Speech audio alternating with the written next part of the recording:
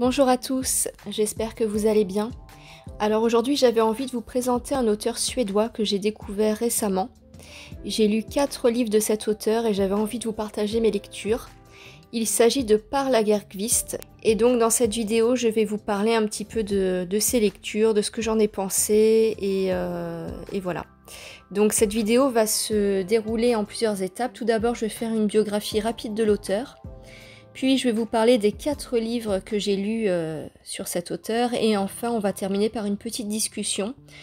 Je vais vous parler de mes ressentis, de ce que j'ai aimé, moins aimé, des thèmes centraux abordés par l'auteur et de ce que j'en ai retiré. Mais cette chaîne s'appelle Un livre, un thé. Et donc, comme d'habitude, je me prépare un petit thé. Je ne peux pas vous parler de livres avant ça.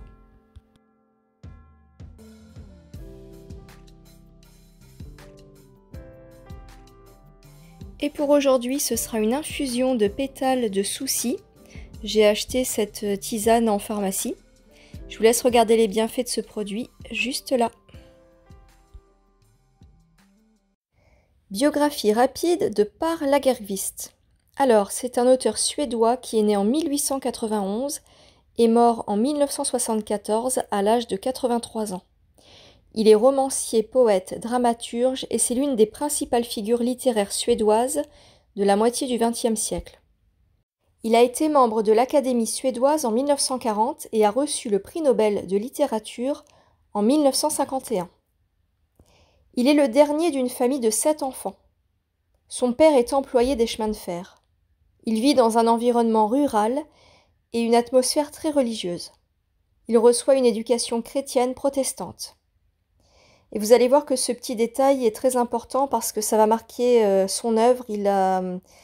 La religion aura une place centrale dans tous les livres qu'il écrira. Mais il va rompre avec le protestantisme, s'impliquer dans le socialisme et soutenir le radicalisme artistique et littéraire. Il garde un vif intérêt pour les traditions et les récits bibliques. Il étudie l'histoire de l'art et la littérature à l'université d'Uppsala en Suède.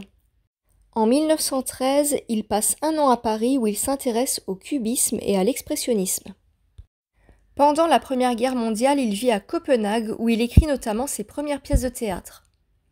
En 1944, il connaît le succès auprès de la critique suédoise avec son roman Le Nain, qui est devenu un best-seller.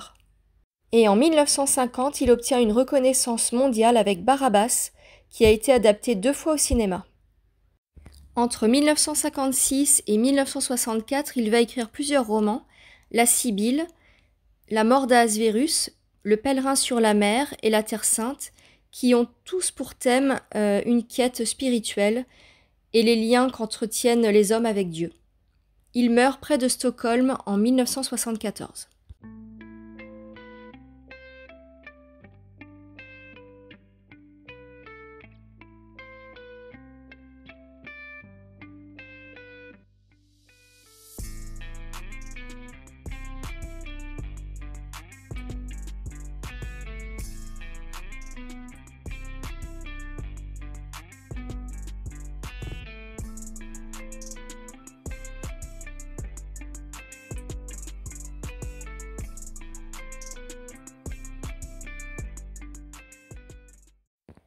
La mort d'Ahasverus. Alors c'est la 3e œuvre d'un ensemble de romans d'après-guerre, écrits entre 1891 et 1974, et qui ont pour thème principal le rapport entre l'homme et la religion. Alors tout d'abord, petite explication sur le mot Ahasverus. En fait, ça reprend le mythe du juif errant, qui trouve son origine dans la crucifixion du Christ, et c'est l'histoire d'un personnage légendaire. En fait, c'est l'histoire d'un cordonnier juif qui va être condamné à l'errance à perpétuité pour avoir refusé un instant de repos au Christ portant la croix. La mort d'Ahasverus est en fait une parabole qui débute dans une auberge d'un pays nordique où des pèlerins, des malfrats et des prostituées sont rassemblés avant le grand départ pour la Terre sainte. Alors il y a 3 personnages centraux dans cette histoire. Tout d'abord, il y a l'Ahasverus, c'est un étranger et il va s'intéresser à la vie de 2 autres personnes. En fait, il va s'asseoir à une table et faire la connaissance de Tobias, qui est un aventurier mécréant, et qui veut rejoindre la Terre Sainte dans un but bien précis. Et enfin, il y a un personnage secondaire qui est Diana, qui est la femme que Tobias aimait autrefois, mais qui a vieilli, qui est devenue alcoolique, et maintenant qui est prostituée, qui s'offre aux malfrats de la ville. Donc voilà, à travers ce récit, on va suivre ces trois personnages. Et donc, comme je le disais, l'Ahasverus, l'étranger, s'assoit à la table de Tobias, et Tobias va lui raconter son histoire, en fait, pendant la moitié du livre à peu près. Et donc son histoire est assez particulière. En fait, un jour, Tobias s'est rentré dans une maison où il a vu une femme morte sur son lit portant les stigmates du Christ, et il a eu envie de faire le pèlerinage pour elle à sa place, parce qu'en fait, il a imaginé que ça lui tenait à cœur. Et donc, il a décidé d'entreprendre ce voyage, et l'étranger qui est à sa table décide de l'accompagner. Diana va aussi les accompagner dans ce périple, mais Tobias l'accepte à contre-cœur. En fait, elle arrive à ses fins en le faisant culpabiliser de tout ce qu'elle a enduré précédemment. Alors le chemin va être semé d'embûches, et Diana va trouver la mort avant d'atteindre le bateau qui emmènera Tobias vers la Terre Sainte. Tobias va beaucoup culpabiliser de la mort de Diana, mais il va poursuivre son chemin toujours accompagné de l'étranger. Seulement, arrivé au port, le dernier bateau de la saison en partance pour la Terre Sainte vient de partir, et il n'a plus d'autre choix que de négocier sur place un navire de contrebandier. Alors, le voyage va s'arrêter là pour l'étranger parce que tel est son destin. En fait, il est condamné à l'errance à perpétuité et donc il ne pourra pas aller plus loin, et il n'atteindra jamais la Terre Sainte. Seul Tobias va réussir à monter sur le navire des brigands, mais il ne fait pas le pèlerinage pour lui, pour le salut de son âme, mais pour celle d'une autre personne. Donc c'est un personnage errant lui aussi, quelque part vide, en quête de sens de son existence. Il n'a pas la foi, mais il est quand même poussé par le désir d'accomplir une bonne œuvre. Donc ce livre aborde bien la relation entre l'homme et Dieu.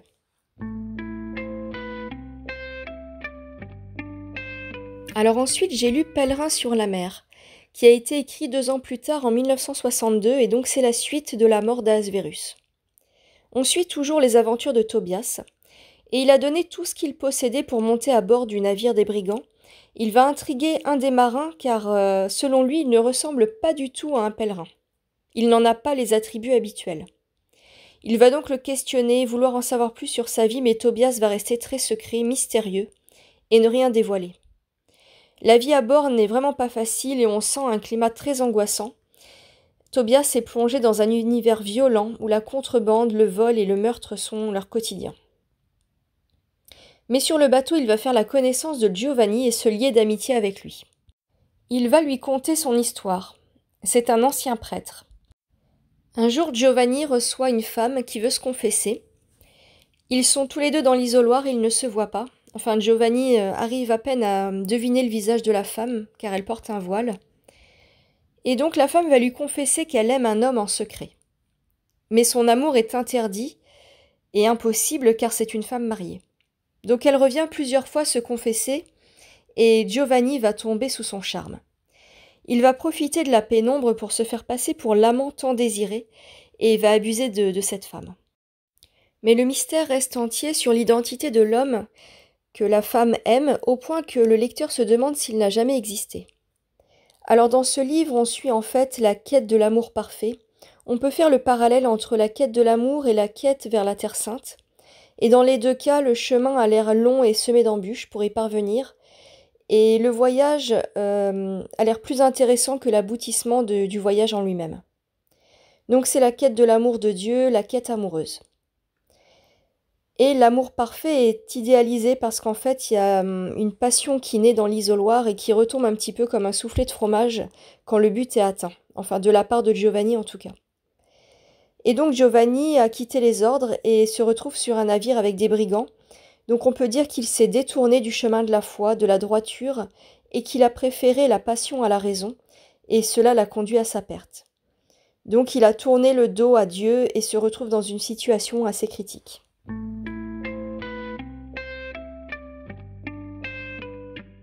Alors ensuite, j'ai lu Le Nain.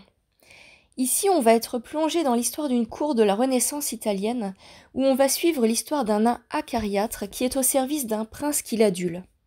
Ce livre est écrit comme un journal dont le narrateur est le nain Piccolino. Il a été rejeté par sa mère dès sa naissance qui l'a vendu. Il sera mis à l'écart aussi du monde des hommes durant toute sa vie. Il est laid et méchant, et il fait preuve de froideur et d'indifférence aux malheurs des autres. Il se sent rejeté et appartenir à une autre espèce que l'espèce humaine, d'où son profond sentiment de solitude. Il pose un regard haineux et impitoyable sur le monde qui l'entoure, et personne ne trouve grâce à ses yeux à part le prince, duquel il est le plus fidèle serviteur. Il n'a aucune pitié ni compassion envers personne, et pour lui l'amour et les bons sentiments sont répugnants. Alors dans Le Nain, en fait, par Lagerviste a une écriture assez froide, sèche et sans fioriture, et finalement elle ressemble beaucoup au caractère du nain. Elle va à l'essentiel et pose des questions existentielles, là encore, comme le lien entre le rejet parental et la perversion, mais également des questions sur la justice, sur l'utilisation du pouvoir par les hommes. J'ai relevé un passage dans lequel le nain se questionne sur l'existence des hommes sur Terre. Il dit « Tous ces êtres qui se donnent le nom d'hommes et vous remplissent de dégoût, pourquoi existent-ils ? Pourquoi repaissent-ils de rire et d'amour et règnent-ils si orgueilleusement sur Terre ?» Donc on voit bien à quel point le nain se pose des questions existentielles, et ça reprend les thèmes qui sont chers à part Lagerviste. Alors le nain finira mal, il aura un destin tragique, mais un petit peu comme toutes les personnes qui n'ont pas choisi le chemin de l'amour, et là encore l'auteur va se questionner en fait sur des points très importants dans l'existence, notamment le destin. Est-ce qu'on choisit vraiment son destin ?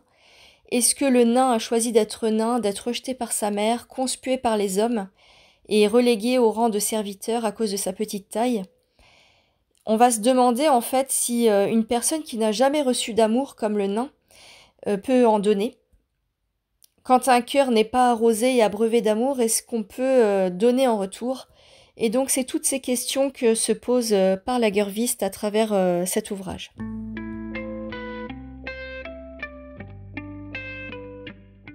Et pour terminer, j'ai lu Barabbas. Alors Barabbas, ça signifie « fils du père » en araméen. Donc l'histoire de Barabbas, c'est un condamné à mort pour meurtre et sédition. Alors sédition, c'est une incitation à l'émeute et à la révolte. Et il est gracié à la demande du peuple juif à l'occasion de la Pâque.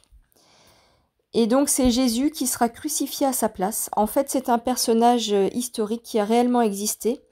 Et le peuple a réellement choisi de crucifier Jésus à la place de Barabbas, qui pourtant était un brigand. Qui avait tout pour être mis à mort, mais finalement, c'est Jésus qui va être mis à mort à sa place.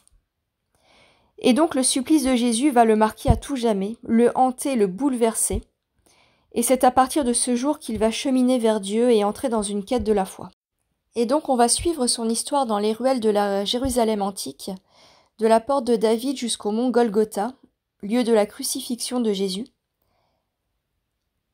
Et en fait, ce jour-là, il va l'observer dans la pénombre et il va comprendre que ce n'est pas un homme comme les autres, qu'il a quelque chose de spécial. Et il va être hanté à jamais par son image et il va ressentir différents sentiments. Il sera toujours entre la culpabilité et la curiosité de savoir qui était cet homme et pourquoi il a eu ce destin, pourquoi il a été sauvé à sa place. Alors j'ai vraiment adoré ce livre, il est poignant, prenant, et je l'ai presque lu d'une traite, mais je vous en parle un peu plus en détail dans la discussion. À tout de suite.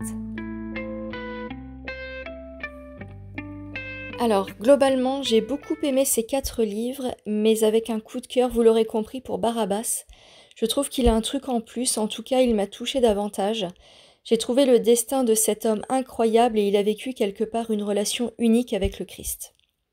J'ai bien aimé aussi les autres livres et surtout la dimension philosophique et religieuse qui est très marquée. À travers ces 4 livres, on voit bien que le leitmotiv de Par Lagerviste est la quête de Dieu. Tous ces personnages se posent des questions existentielles sur le sens de la vie. Il y a une recherche sans concession de la vérité. Dans Las Verus, par exemple, on voit que Tobias, qui est un mécréant, décide quand même de mener un voyage vers la Terre Sainte. Est-ce que la mort de cette femme pour qui il fait le voyage est un prétexte ? Va-t-il aussi finir par rencontrer Dieu ? Dans Le Pèlerin sur la mer, Giovanni est tiraillé entre son amour pour Dieu et la femme qui vient se confesser. Est-ce que sa vie va continuer à avoir du sens s'il coupe son lien avec l'Église, avec Dieu, pour suivre sa passion avec cette femme ? Dans Le Nain, Piccolino se demande pourquoi les hommes qu'il trouve si mauvais ont le droit de vivre sur terre, pourquoi Dieu a choisi de les faire vivre s'ils ne sont que méchanceté et laideur. Et enfin, dans Barabbas, lui qui a toujours vécu dans le péché va avoir un destin hors du commun en croisant le regard de Jésus. Il va alors remettre en cause toute son existence et celle-ci sera bouleversée à tout jamais. Dieu va insuffler le doute dans son esprit et il va alors se questionner. Alors la question du bien et du mal est elle aussi centrale dans l'œuvre de Paul Lagerkvist, et on voit bien que les personnages qui ont fait le choix du mal ont un destin tragique. Par exemple, Ahasverus, qui est condamné à l'errance à perpétuité pour avoir refusé d'aider Jésus, ou encore Diana, qui a choisi de se prostituer et de sombrer dans l'alcool, va mourir dans la forêt. Il y a aussi Giovanni, qui était prêtre et qui a tourné le dos au Seigneur, et qui termine sur un navire entouré de brigands. Et enfin le nain qui n'aime pas le genre humain, chez qui on ne sent pas le moindre sentiment humain, et qui terminera ses jours dans un cachot. A l'inverse, les personnages qui se questionnent sur l'existence de Dieu ont un destin plus lumineux. Tobias semble mener une quête spirituelle au travers du pèlerinage qu'il entreprend pour la femme qu'il a vue morte sur son lit, et Barabbas qui a été sauvé à la place de Jésus. On remarque que l'écriture de Paul Lagerkvist est assez sobre, elle va à l'essentiel, un peu comme les questions qu'il pose et qui sont sans détour. C'est un style littéraire épuré et facile d'accès. On est obligé de faire le parallèle entre l'œuvre de Paul Lagerkvist et sa propre vie. L'auteur a l'air obsédé par cette question de notre dessein sur Terre. Que faisons-nous ici et quel est notre devoir sur Terre ? Lui qui avait rompu avec le protestantisme semble continuer son chemin vers Dieu, à travers ses personnages. Les récits bibliques sont utilisés comme une parabole, une métaphore. Il réussit à transposer des récits anciens pour en faire des récits modernes. Et dans tous ces romans, on sent une angoisse latente, les personnages sont perdus, tiraillés, ils sont dans l'incertitude, ils se questionnent. Et donc là encore, on s'interroge sur l'auteur. Est-ce que lui aussi est dans la même position que ses personnages, dans le doute, l'incertitude, en cheminement dans sa foi, dans une quête vers Dieu ? Cette vidéo est maintenant terminée, je vous remercie de m'avoir écouté. Si vous avez aimé son contenu, n'hésitez pas à me le faire savoir en likant et en vous abonnant. Merci à vous et à bientôt.